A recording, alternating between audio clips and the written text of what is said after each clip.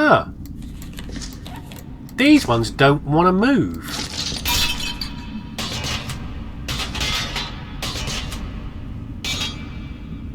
Look at that. Look, they're stuck. That is... I've not seen that before. Maybe we need to laser the... Do you think they attach the stuff on the floor? That's a bit odd.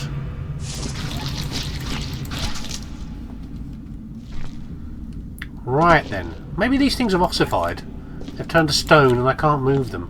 But there's just a bit of scenery now. What we're going to do, we're going to get rid of this bucket inside because it's very dirty. It's going to be... It's not really got any washes left in it. So we're going to get rid of this. I've got another bucket over here. It's a relatively clean one. Because I wanted to move that bucket anyway, because there's another bug corpse here. There we go. We'll get this out. We'll try to get those eggs out of here as well. And then once this area is fairly clean, I think we can then test those eggs to see if they need to go or not, or maybe if I need to laser them.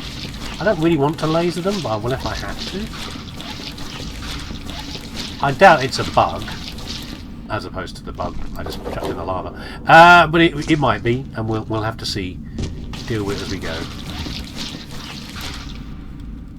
Let's look at the last piece of vines.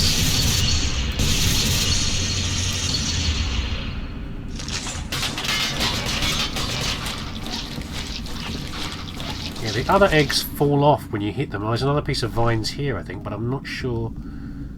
Got to hit it in the right place.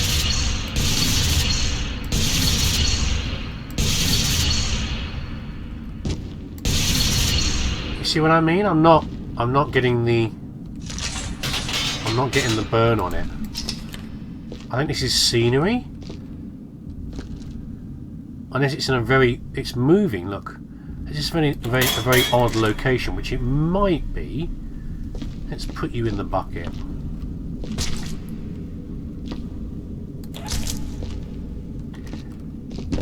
These are very annoying when you can't quite work out where to laser them from.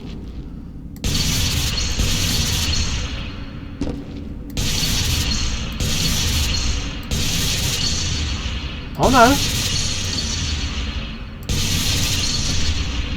Okay, that's different.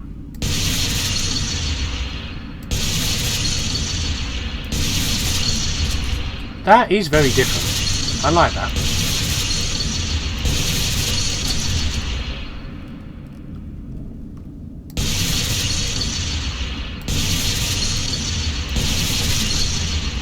To literally kill the last ones with fire. That's interesting. So I guess Father's made them change the entity slightly of the eggs into something else, so that they become like burnt body parts.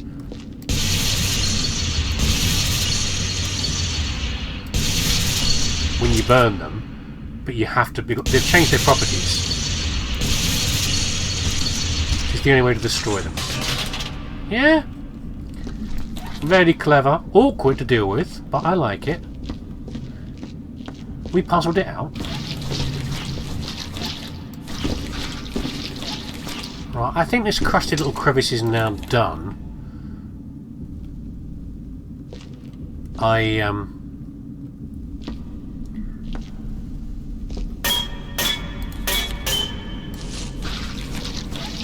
think there's a crisp packet still lying on the path out. But otherwise we're done in here, I think. So, in which case we've got one last zone left to do. I think there's the... Oh, we've got an organ as well. Fine! Well, we've got a mess up there. It's going to be interesting to search for stuff, isn't it? It's going to be search for messes will be a whole lot of fun. Right, let's get a laser so we can deal with the box. I heard you. World's worst box needs to be dealt with.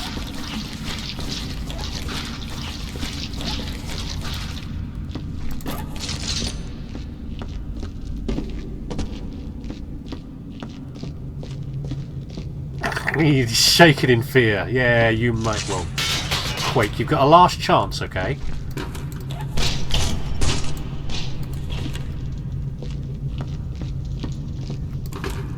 Mwah! All is forgiven.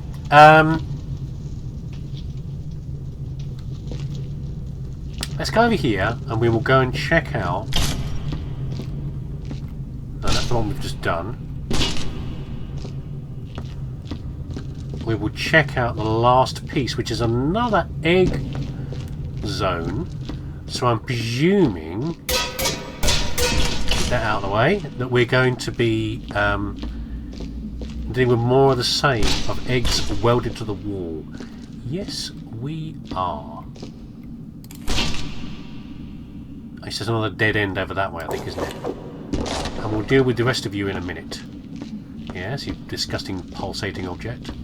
Ah, la, la, la, la. Get it? Okay.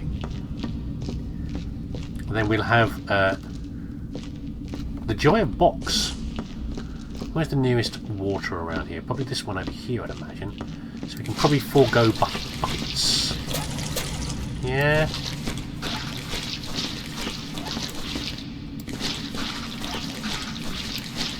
The joy of box stacking. Well, there isn't that many boxes, it's just the pain of lugging them all. Right, you're all fixtures, are you? Good to know.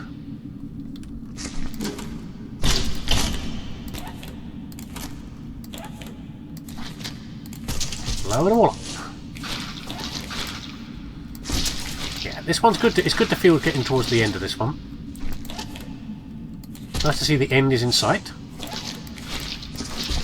Also the searching, of course. That's always something to deal with. It's part of the fun, searching for the bits you've missed.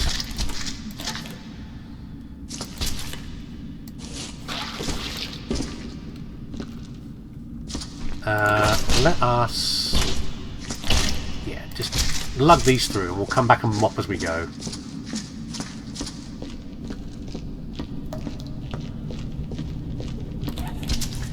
Definitely got the urge for more Viscera. I was saying before, you know, would I like to play more videos? More Viscera videos? More Viscera levels? And I think I will. At least one more. We'll see from there. And I've got other plans. I've got other things lined up. But I do also have...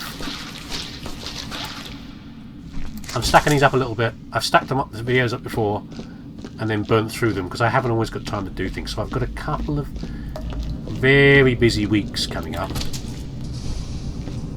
in which case I will have no time to do anything, so I'll go quiet for a while, but hopefully I can get this done before I jet off again.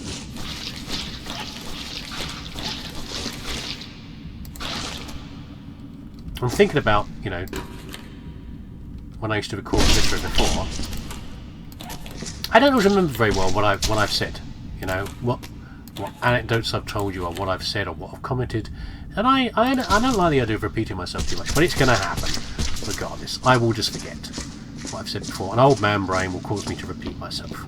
It's just how it is, but I try not to. But one thing I do remember that I definitely did say, that was very close, in a previous video, was about, you know, working, and the fact that I always used to travel a lot for my business, and that was a kind of a problem, because I was always driving long distances for work. How many years ago when I was doing these videos, and that was a problem for me, because too much time in the car did not do very well for me, because you can only entertain yourself so much in the car. Even at the time, you know, podcasts were around, but they weren't such a thing, and streaming music wasn't such a thing yet, really. And you can only entertain yourself for so long. And if I'm not entertaining myself, what my brain is doing is it's irritating itself instead. It could get into, I could get situations where I would get into unpleasant mental ruts, you know? Now, it wouldn't matter too much if it was something positive. As long as it's a positive rut I would get into, my brain would go around the same thing. That wouldn't necessarily be a problem. If it was something useful to think maybe overly deeply about. If it's a positive thing, it doesn't matter. You know, sometimes I think about presentations I was doing, or I'd be doing other stuff where, you know, going round in circles to a degree in my head wasn't a problem. But it wouldn't take very much for me to fall into a negative loop in my head. And then I'm stuck in the car for hours, thinking around in circles, and having trouble breaking out of it. It would be a real big problem. And then after that, my job changed to a degree, and I wasn't travelling so much anymore, so that kind of solved things.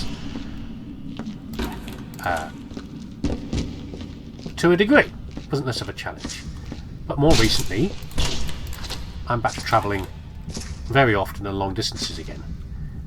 The other day, I had to drive for 5 hours to get to somewhere. I wouldn't normally. I use the train a lot more if I can, but occasionally there's a reason why I have to drive. I had to drive. I drove for 5 hours, and even with, you know, entertainment like podcasts and things like that, sometimes my brain doesn't want to listen to those things. You know, I still did okay. I was able to. I think maybe once or twice I got close to a little unpleasant loop of intrusive thoughts. And I spotted it, and I stopped it, stamped on it, and it wasn't a problem. Which over that long period of time, and 2 journeys, 5 hours there, and then the next day 5 hours back, I think was a bit of an improvement. So it just shows, you know, that time since I last was recording these videos, there's been an improvement. It's not fixed by any means. When you have, if you've never experienced this sort of thing, then it's hard to explain. But you know, you get better, but not as in the phrase "I got better" and therefore I no longer suffer from that problem. You know, because there's 2 ways of reading "you got better." How were you last week? You had a bit of a cold. Oh, I got better. You know, you don't have a cold anymore. That doesn't apply to other things. You know, certain things you don't get better from. You improve in that sense, but the problem doesn't go away. You just get better at handling it. That's what I'm referring to here. Yeah, getting better at dealing with the problem. Oh, got a skull there. Come here, skull. I'll just pop that right off. No, you're a pain. Look at you. You're too big a bit. Chuck you in there personally. Yeah. So, but I definitely have gotten better at dealing with that kind of thing, which is nice. Nice to think about. Nice to see. Having this continuation of the same thing I've played in the past, recorded in the past, and finding that the way I was thinking and the way I was dealing with things has improved. And that's all you can ask for in the end, isn't it? Really. At the time, have things gotten better for me? Have I improved? Have things improved? The answer for me is yes. I hope it's the same for you. If you are someone who's been here in the past and was listening to me, I hope that you can look back at that same time yourself and go, yeah, things are better, I'm better, whatever it is, as long as it's an improvement. Good. Makes me happy. Makes me happy.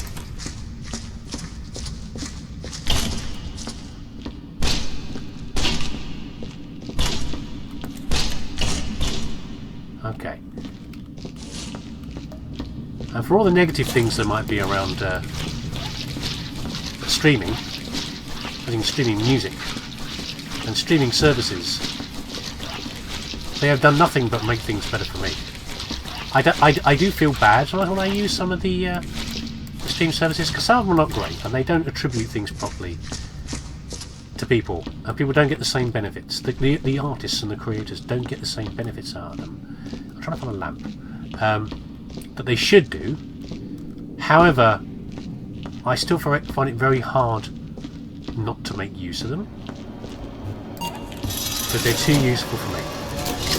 So I don't listen to audiobooks very often, but I will occasionally. And actually, funnily enough, more often, what I will do. Am I going the right way? No, it's this way, isn't it? More often, I will actually use. No, it's this way. Audiobooks that I already know. So I don't know why. Not new things that I've not listened to before, but I'd rather listen to audiobooks that I've heard before. So, for example, I re-listened to The Hobbit. In fact, I listened to all of the Lord of the Rings, apart from the Silmarillion. Yeah, they've been. Andy Serkis has been doing the audio for them, and who is obviously wonderful. At time of publishing, I really hope Andy Serkis isn't one of these people where, you know, I really like a person X and then you discover they've done something horrible. I think Andy's just generally a nice guy, but you add that with the crossed fingers all the time, don't you? Whenever you think about things, I really like that person from my childhood. It turns out they've always been a dirtbag. Oh no, what do you do about that? Well, there you go. But Andy, I think, is a nice guy, and I'm really enjoying him reading The Hobbit. And to say I know The Hobbit and the Lord of the Rings series is to speak in moderation, speak moderately, is an understatement to a degree, because I know them really, really well. We absolutely know those books pretty much inside and out. I mean, particularly The Hobbit. I've reread The Hobbit. I've read The Hobbit to all of my kids. And Bedrock I'm reading individually, and I've read it myself many times. You know, I know one really, really well. And it's just, I don't know, it's again that comforting thing, I think. The comfort of knowing something and enjoying it in a slightly different way. Because again, not just reading the books, but also the radio play versions, the films, you know, take them or leave them. But the radio play version as well of these books. Know them really, really well. I'm not actually making things better. Can you concentrate for a second? 2 seconds, me, because you're not making a good use of this. You're talking too much and not thinking about as much as what you're doing. Right, wet the mop. Pick up a bin. There's no point going back there again without a bin. You're just treading more footprints around. Engage brain on the activity a little bit more than just the talking. Yeah? Try to do that for me. Right. Yeah, so I've been listening to those, and I do enjoy those. Listen to those in the car.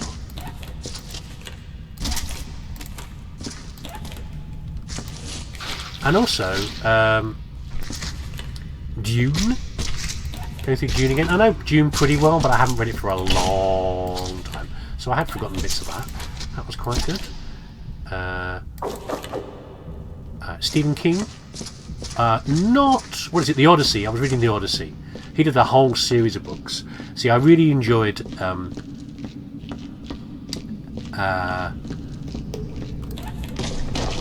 some of the Norse myths retelling. So his name always goes out of my head. I always forget which writer it is wrote retelling of the Norse myths. The author of Coraline, amongst other things. His name's got out of my head. Always forget him. It will come to me again later. So I really enjoyed that book, and after that I got into like listening to more myth and fantasy myths and retelling of old stories like that. And Stephen King was doing some for the Greek myths, and I would say they're not quite as good as the Norse one. I enjoyed the Norse one a lot more, but they were still enjoyable and making the Greek myths a lot more accessible. And these were things that I'd read a lot as a kid. As a kid, I got fixated on retelling of, you know, Jason the Argonauts and things like that. in the older storytelling fantasy style. Yeah, still proper renditions of the myths, but in a classical sort of way. And I enjoyed them a lot. But then, you know, that was a very long time ago. But hearing them retold by Stephen Fry was very. It gave me a lot of throwback to that, and a lot of reminiscences about enjoying that. So I enjoyed listening to that as well. He's done many books on this, so I'll probably go through those again soon. But again, I can't quite eat them up as well as I could with like Andy reading The Hobbit or Lord of the Rings. I could, you know, if I had the hours available to listen to that, I would listen to all of them from start to finish. And I'm really hoping they do Silmarillion as well. Andy, but we shall see. Because that one I never quite got all the way through. I read it in many bits, and I didn't really capture the full story properly. So that I find very, very useful for me. Travelling and enjoying myself as well. And if not that, then music to a degree. I tend to find I listen to, if I'm travelling a very long way, I'm more likely to be listening to music on the way. Come engage brain. We'll do mopping through them, we'll laser those. On the way back home again, is when I tend to find I'm doing that. I don't know why, but maybe I'm struggling a bit more, just listening into the playlist that I've made. This be something I do a bit more on the way back home, and which I'm probably struggling a bit more to stay focused on the road.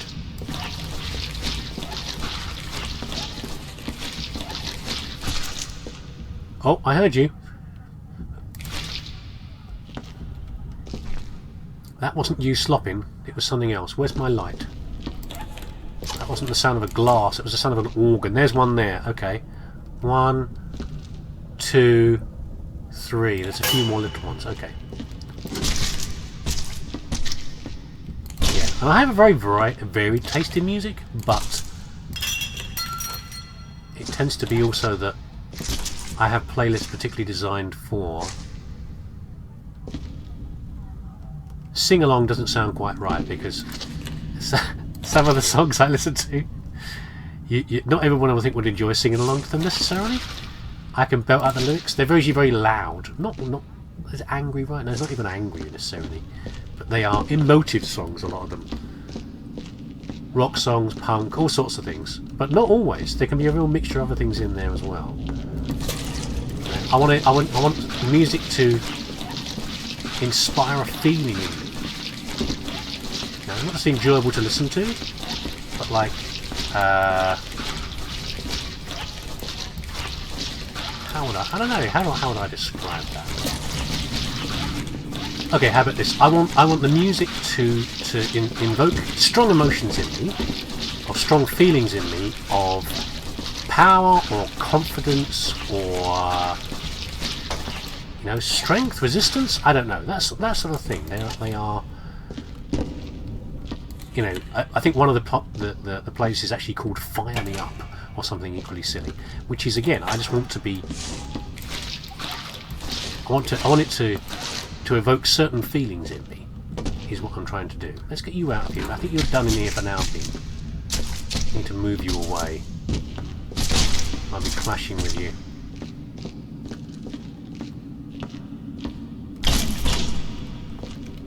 Yeah, I want the playlist to be like, something that's going to catch my attention. So I'm focusing on the road, but also keeping alert and aware. My brain is not going around in a circle, but this goes up in its own backside or anything like that. And I want to.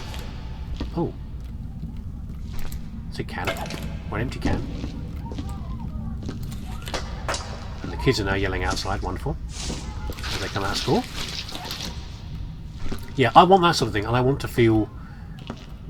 Not even overstimulated, but I want to feel that a song that gives me the tingle. You know when you get the tingle, in your veins. I think that's why some of them are, there's not an unreasonable number of angry punk songs in there. Quite frankly, and not classic punk either, more modern punk in there, to give me that feeling that I need. Right, let's do a whole bunch of lasering to clear up all this crap here. Yeah, it's funny in a way thinking about it, because generally speaking, I'm a fairly calm person. I wasn't always like that, but I am now. That's one of the ways that I've changed. I don't get... Oh, I've missed that. I don't get overly angry at things. I tend to be far not accepting of things, but I can handle things calmly. I know one of my sons can't quite do that, and I see in him how I was at that age. You know, frustrating things happen, but he doesn't always necessarily deal with it in the best way. No, not in a bad way, but not the best way. More for himself than anything else, you know. Let him angry thoughts go around too much, but I understand it because I was the same. So there I am listening to music I'm chosen deliberately to invoke a... maybe I should use the bin for some of this. Yeah, we've got the bin dispenser here. Well, you're not going to balance, are you? Yeah, listening to songs I've deliberately chosen to provoke strong emotions in myself, when normally I avoid overly strong emotions.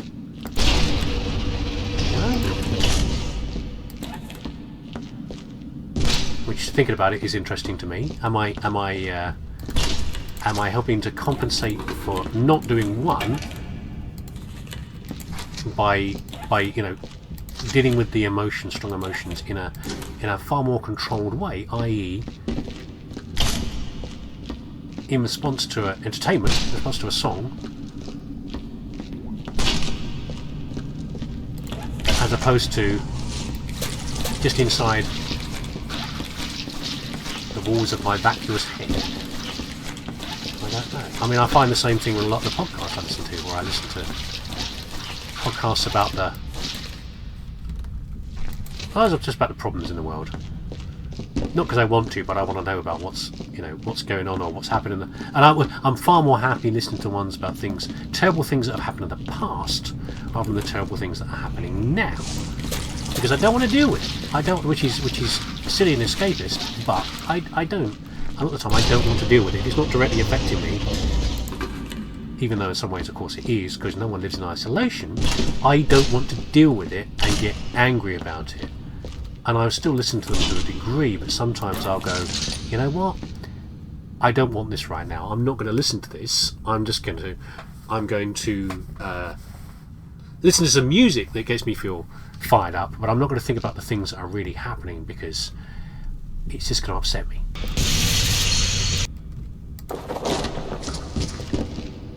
Cowardly and escapist not to listen to something just because it upsets you? Maybe, I recognise that, but I also know that I don't deal with these things very well. That it's, in the end, a lot of things I listen to I can't actually do anything about, and all that's going to happen is I'm going to have I might have, depending on what my mood is like anyway, because it's not that high every day, but I might have a very bad reaction to it, and I can't deal with that anymore. I've had enough things like that in my life, thank you very much. Oh, see, I've forgotten I've got a second bin here, never mind. Second bin is most welcome in the end. Yeah, and I'm not going to put myself or my family through some of those things again. It's just not... It's not constructive.